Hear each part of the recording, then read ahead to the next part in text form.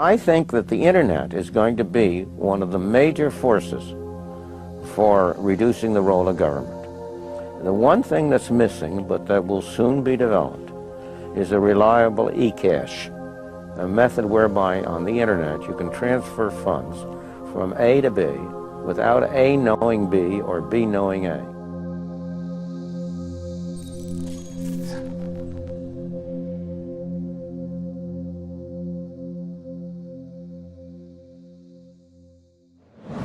What is a Bitcoin? What is Bitcoin? What backs a Bitcoin? You put some of your money, real money, online, and it turns into Bitcoin.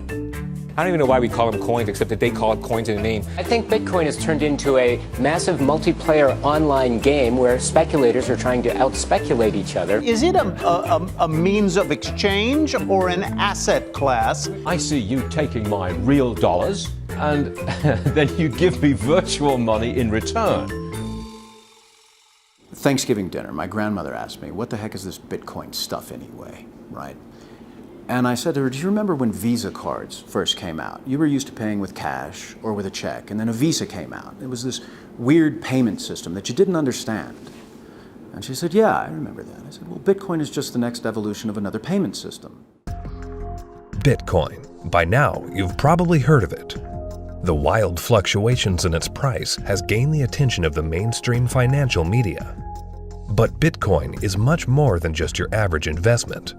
Beneath all the hype and hysteria lies what could be the most important technology of our lifetimes. So what exactly is it? To fully appreciate the characteristics that make Bitcoin a potentially world-changing technology, we first need to understand what money is. Currency started developing 6,000 to 9,000 years ago, some sort of medium of exchange, and people used something of value. Societies around the world, though, started to select gold and silver as their primary currency about 3,000 years ago, and then about 680 BC, they became money when they were minted into coins of equal weights. Governments started creating representative currencies where you deposit your gold and silver, or they have gold and silver in the treasury, and they come out with notes that are basically a claim check on the gold. So they're supposed to be as good as gold because you can always convert them into gold. Throughout history, precious metals were chosen as money, not through government decree, but because of their unique features. Gold is rare, easily recognizable, portable, durable, and divisible. Above all, because gold is difficult to find and labor-intensive to mine, refine, and mint, it has always been perceived as a store of value.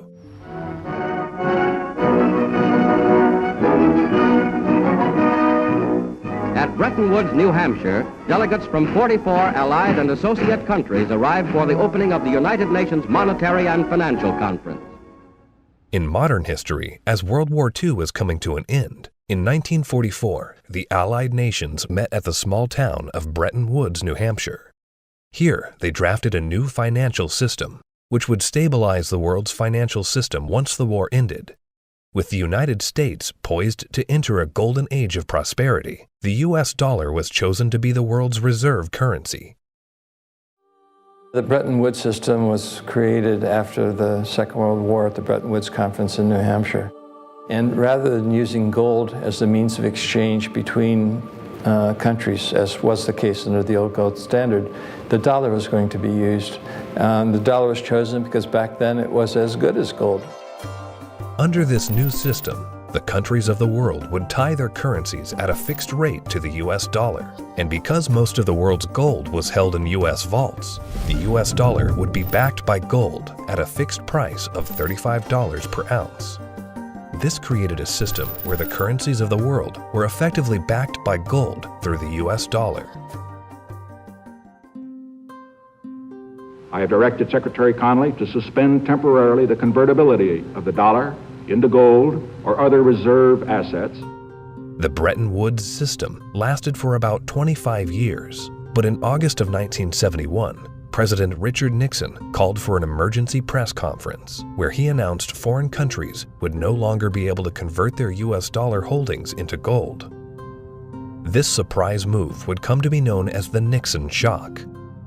With this one announcement, President Nixon effectively created our current monetary system, a system where no currency is backed by gold or anything of value. This is what is known as a fiat currency. Fiat currency is currency that's backed by nothing except government promises. The word fiat is a Latin word, and it basically means currency that's circulating by force. If people have confidence in that currency, and if there's enough government force, that will enable the currency to circulate for a period of time until people lose confidence in the currency.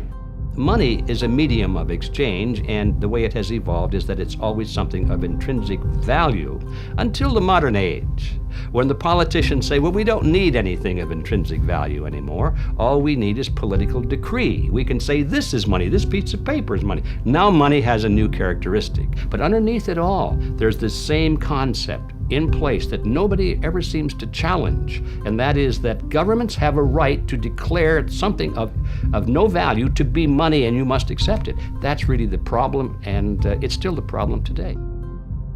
Without anything tangible backing the currencies we use today, governments around the world have been able to issue unlimited amounts of new currency without restraint.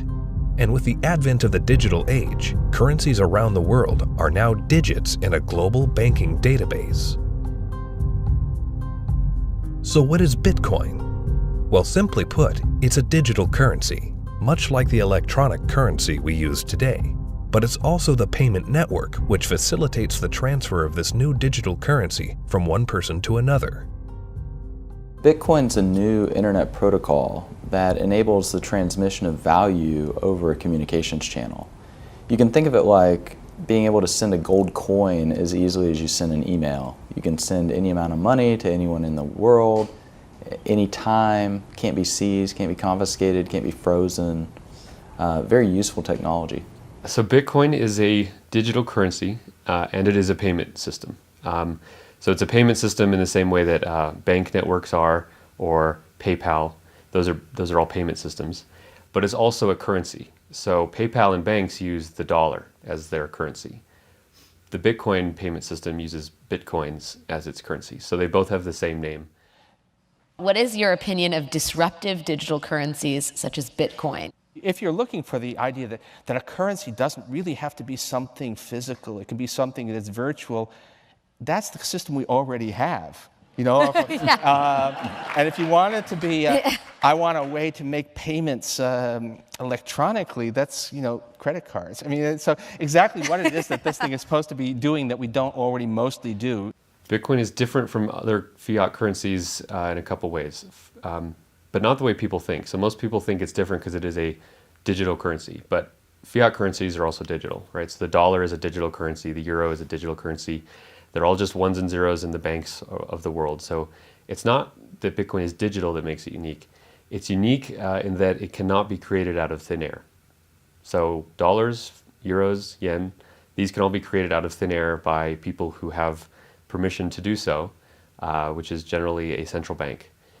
Bitcoin has no ability to create it out of thin air. So it is a scarce digital asset. Unlike the banking system we currently use, where bureaucrats meet behind closed doors and determine and regulate the supply of new currency, mathematics and cryptography are used to regulate the creation of new bitcoins.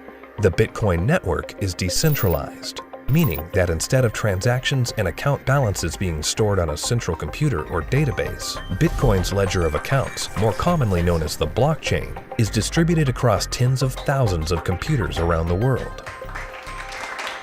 There's something called Napster. We all remember Napster. We could download music and movies from Napster, but after a while it got so big and popular, the government came in, shut it down because of copyright infringements. No more Napster, right?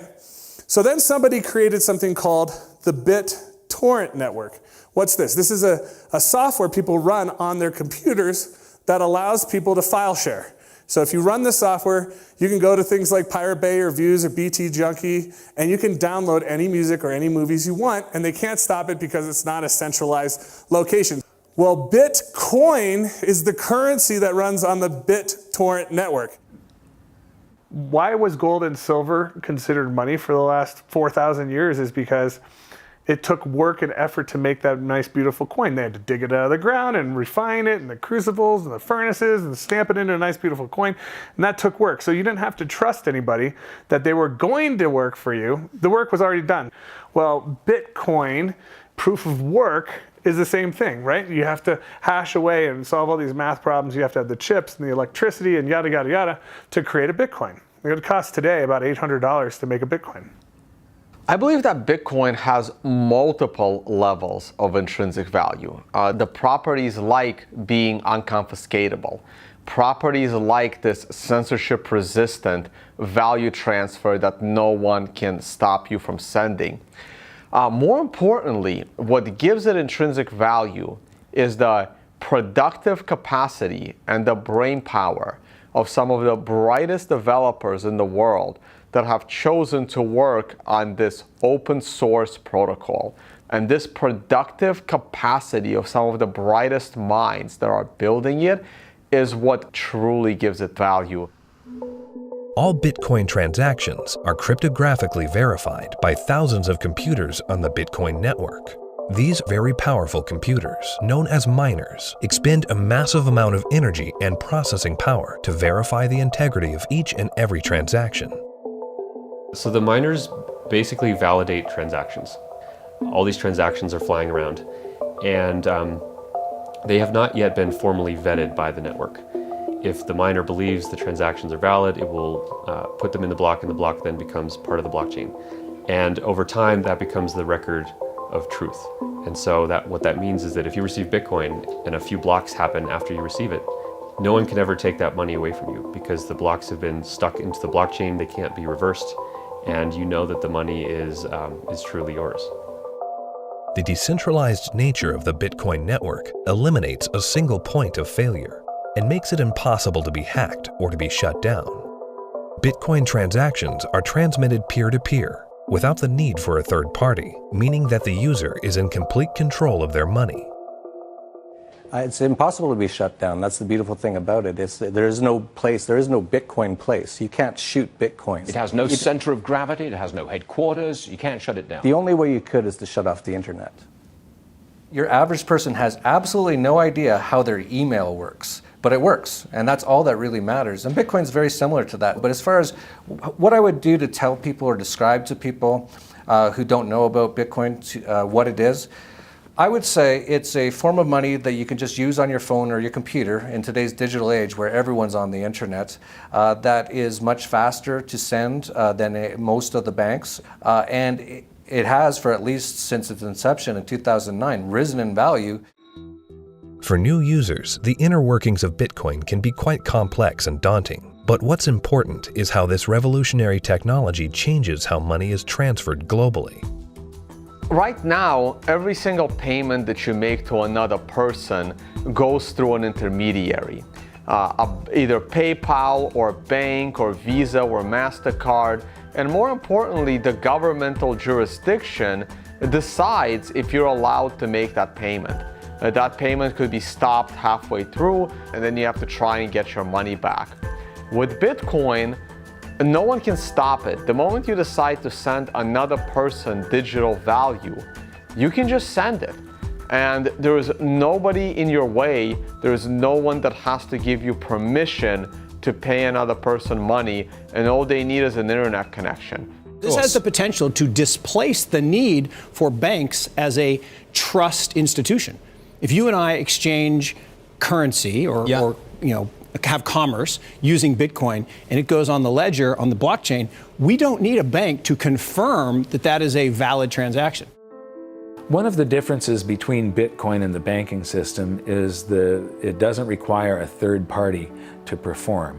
When you make a deposit into a checking account or a savings account, you are actually loaning the bank your currency. They now have title to it, and they have a liability on their books to pay you back one day, but they get to do anything they want with it. And you have this intermediary, this third party, counterparty that has to perform for you to be able to get your currency back. Cryptocurrencies invert the power structure. It isn't a few people at the top controlling a whole bunch of people at the bottom. The power goes to the individual. In the same way that the internet flattened access to information and allowed anyone in the world with an internet connection to learn basically anything they wanted to know and to communicate with anyone else on Earth. Bitcoin does that with money. So now anyone on the planet, no matter their age or the arbitrary geographic location in which they were born or the arbitrary rules of the people that govern over them, that person can now engage economically with anyone else in the world directly. And that's profoundly powerful. You do not need a bank account to interact with Bitcoin. You do not need a bank account now to receive an honest payment from someone else in the world and know that the money is legitimate and good and can't be rescinded. So money now can't be censored. Any two people can send it between each other through Bitcoin. Cryptocurrency Bitcoin has once again defied naysayers by spiking above $18,000 at one point today. Bitcoin hits a new high. We had this incredible run up in the fall going into the holidays, and then we've seen a pretty big pullback. This is a 30% loss in the week and a 50% loss in the year. The past year has seen the price of Bitcoin rise and fall in dramatic fashion, getting the attention of Wall Street and the investment community. Bitcoin is now seen by the public as a speculative asset class that can be traded, but the core fundamentals of this important technology cannot be overlooked. The use of Bitcoin is particularly vital in the developing world, where billions of people are without basic banking services. People who see the price all the time, especially in advanced societies, they focus more on the price and they think that Bitcoin is an investment solely and that it goes up and down like a stock based on news and expectations. But the fact is, probably there's more people in these kind of third economies. They don't own a lot, but they own it, and they own it because they need it. Not because they expect to get rich or hope to get rich, because they need to protect themselves against both destroyed fiat currencies and against capital controls. So when people think of it as an investment, they have to realize that the reason that Bitcoin's so exciting is because it's a future money for the world, not because it's something that could become a great investment. It just so happens to be that both can be accomplished at the same time. One of the great powers of whether it's Bitcoin or any other cryptocurrencies, if we can figure out how to scale the technology, we can solve a lot of problems in the financial system. We can transact with each other globally at very low cost and very efficiently. And there's tremendous market power in that. Has nothing to do with anyone in the financial system. People want to be able to communicate and transact with each other simply and quickly, and the hunger to do that is enormous. Today, Bitcoin is seen as a financial asset, but as the technology develops, the blockchain that powers Bitcoin may be used to verify transactions other than the transfer of money. Each Bitcoin is divisible into 100 millionth of a Bitcoin, called a Satoshi. These tiny fractions of a Bitcoin can be programmed to represent assets other than money. In this way, the Bitcoin blockchain can be used to verify transactions of all kinds of items without the need for a central authority. The Bitcoin blockchain is a tremendous technological innovation that enables distributed consensus. People are able to come to agreement on what the state of this ledger should be and what it is. And that enables people to have trust without trusting any other party or person or institution. So anywhere we need to have trust, where we need to be able to verify what is the true and correct state of something, that has an application to be put on the Bitcoin blockchain. For 6,000 years of recorded history, we've always had this problem when we want to engage in consensual exchange. That is, if we're strangers, can I trust you? And what's happening with Bitcoin and the blockchain, the technology that powers Bitcoin, is now possible for us to have trustworthy exchange without those third parties. The trust is built in through the cryptography. That guarantees the exchange of value. Well, that means that there's this technology that is as disruptive as the internet was to publishing. But this is disruptive to these 100 different institutions that really are the glue that pull society together. You know, everything from as mundane as notary publics to the land titling, to coining money, to voting. All kinds of these things are going to be recreated in the blockchain in a way that we will finally be able to fully trust. But what that means is what we've seen technology do to lots of private industries is now going to start doing to government function. The thing for me is understanding the implications of what this is. You can take 100 million bits of a Bitcoin. Each bit is called a Satoshi, right? And you can program that to be anything of value. It can represent titles to automobiles or real estate or diamonds or gold or votes in elections. Anything of value can now be digitized and tokenized, put up on the blockchain, and transacted, can be sent across the internet without having to go through a trusted third party. I think the blockchain and Bitcoin is going to change the world. I think it's going to change everything in terms of protecting people's identities, allowing people to own property. Bitcoin's for the 2 billion people that don't have bank accounts, the 5 billion people that can't prove they exist. They don't have title to real estate and stuff. That's what Bitcoin's going to change the most for those people, is because, you know, they're going to jump from the third world to the first world. It's really going to revolutionize Latin America, Africa, Southeast Asia, where people can finally now own real estate. We can have a transparent election that can't be hacked. Imagine. That's going to change the world in and of itself. Tempers are beginning to flare. These people have already been in queue for more than 3 hours now. Carrying currency notes, the government suddenly banned on Tuesday night.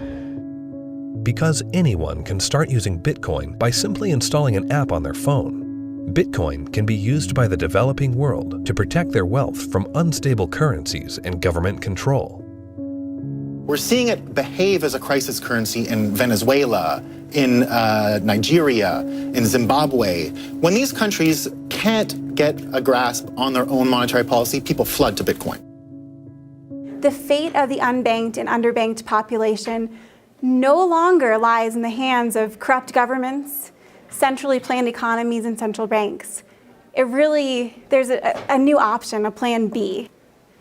Personally, I live in the United States, and a lot of people in the US get bank accounts very easily, have credit cards, debit cards, and all of that, and they don't find that there are too many frictions and pain points.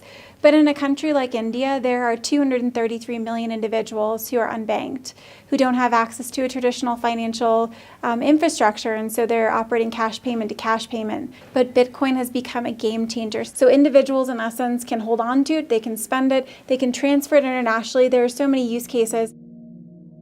Currently, Bitcoin transactions can sometimes carry a significant fee, making it unsuitable for use for small transactions. But Bitcoin is programmable money, meaning that new layers and technologies can be integrated into it.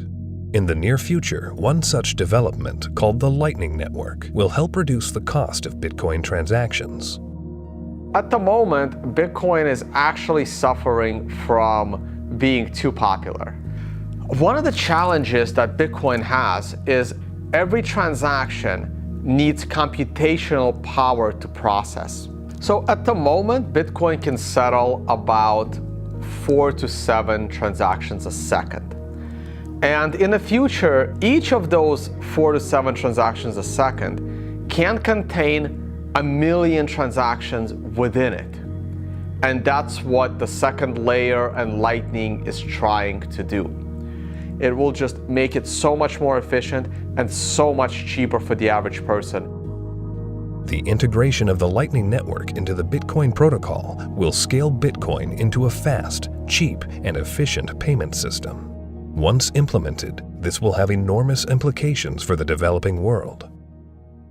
One of the stumbling blocks to doing international business is the payment system. And to be honest, if you're taking credit cards from some countries, those countries are so associated with fraud that your rates on all credit cards you take just become astronomical, and it becomes prohibitive. Something like 33% of the credit card transactions coming out of Africa are fraudulent. So nobody wants to take business from Africa. It's just too risky. With Bitcoin, you know the funds are good. So as a merchant, yeah, pay with Bitcoin. I'll sell anything you want, that's legal to Africa. That has tremendous implications, to be able to get access to these types of products and services so seamlessly. And then they're able to start having property rights. And property rights is really what's going to help lift them up out of poverty. Closer to home, in today's digital world, governments have started to phase out cash, replacing it with digital currency.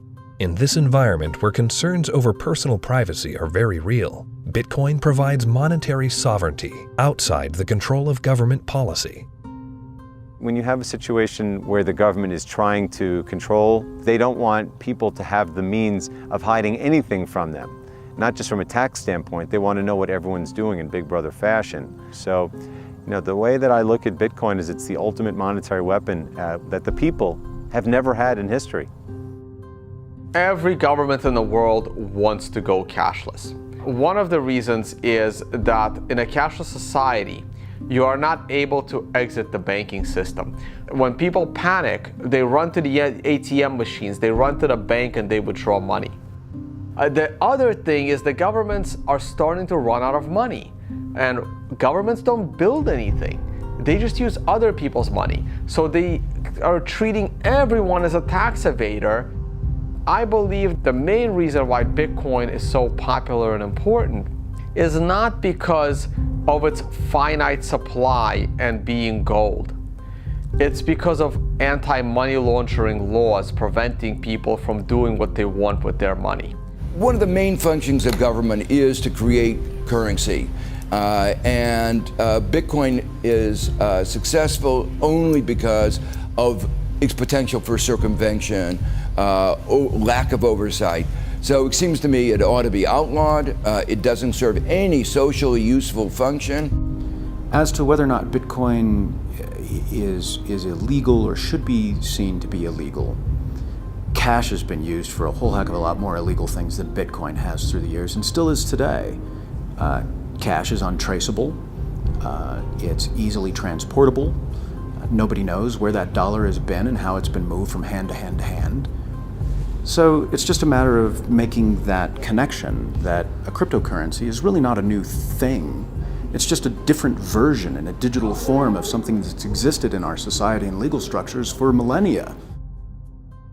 Bitcoin is shifting the paradigm and challenging the legacy financial system.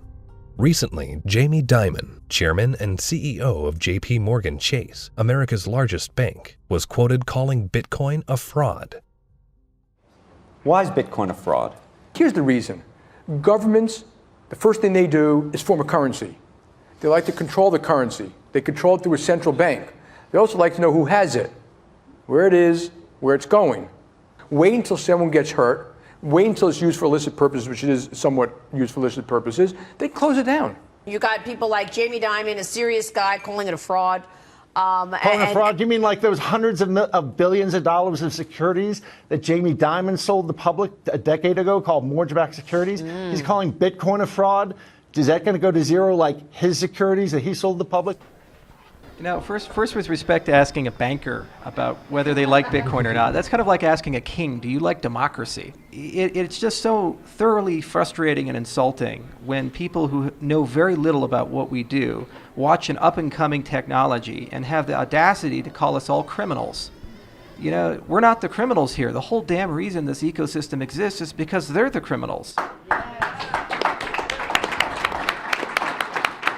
And it doesn't really matter at this point what he thinks. The genie's out of the bottle. Somebody in this room or somebody at this conference or somebody around the world is going to solve the problem of decentralized lending and value-stable currencies and decentralized exchange.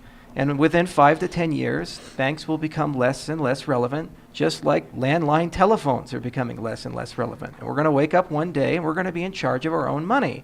And Jamie Dimon, in retirement, can watch the world as it is, not the world as he would like it to be. The Bitcoin blockchain is built on decentralized consensus outside the control of a central party. However, with the hype in the rise of cryptocurrencies such as Bitcoin, both central banks and commercial banks have started to develop their own digital currencies under the guise of what they call blockchain technology. My big fear is that what is going to happen is blockchain technology will be adopted by governments, and fiat national currencies will be run on blockchain technologies, and the whole monetary system globally will eventually become cashless. And at that point, if it's centralized and there's an entity that runs the blockchain, they can lock you out of it if they don't like what you're doing, and they can trace everything that you do. Every transaction, everywhere you go, will be recorded. And so, if we're not careful, this has the ability to enslave us or free us. I think blockchain or any kind of open ledger distributive database will have a tremendous impact on our world. My fear is that, and this is used to centralize, digital technology gives a banker the ability to put a chip in you, to tax you whenever they want, to interface with a money system with you physically, and to perfect the collateral. So I love the innovation, and the question for all of us is, how can we innovate and make the financial system more efficient and do it in a way at the same time where we distribute the power lines in the political system? The blockchain is a technology, which is a good technology. We actually use it. It will be used for a lot of different things. God bless the blockchain. Cryptocurrencies and digital currencies, I think are also fine. JP Morgan moves $6 trillion around the world every day. We don't do it in cash. It's done digitally. If it can be done digitally with the blockchain, so be it. But it'll still be a dollar cryptocurrency. A majority of the people are using the word blockchain, and they don't really care whether it has this decentralized mining. The government is going to just have a digital representation of the dollar. They can call it a blockchain, but there's not going to be mining. There's not going to be decentralization. It's going to be a centralized coin. Whether they call it a blockchain or not is irrelevant. The whole purpose of a blockchain is to remove control from a central party. If you're a central bank and you make a blockchain for dollars, and then you have dollar coin, if you still have full control over the dollar coin, you can create how much of it you want, you can control where it goes. There was no point in having a blockchain at all. You might as well just have a centralized database like a banking system. To really use blockchains in any meaningful way, it means that there is no person in charge. And so a central bank, by definition, is the one who is supposed to be in charge of money. And thus they would never create a blockchain or a cryptocurrency that they couldn't control. So that's why they will likely be made redundant, because the market can choose what kind of money it uses.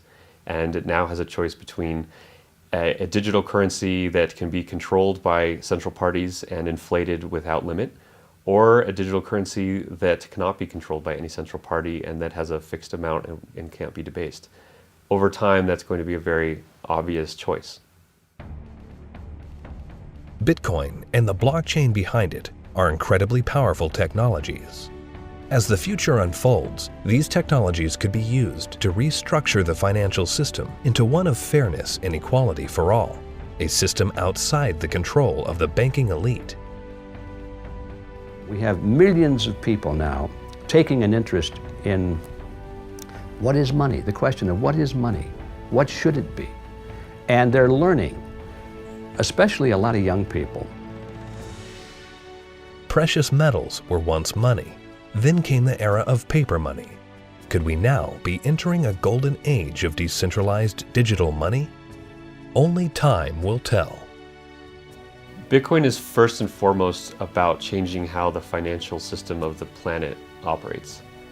However, Bitcoin is also a financial asset itself, and it goes through these bubbles, and people have made many millions of dollars when they buy it low, and then it goes up in value. But that's not really what matters at all. What matters is that it's actually going to change the entire ecosystem of the planet, how all humans interact with each other, and that's a very exciting thing to be part of.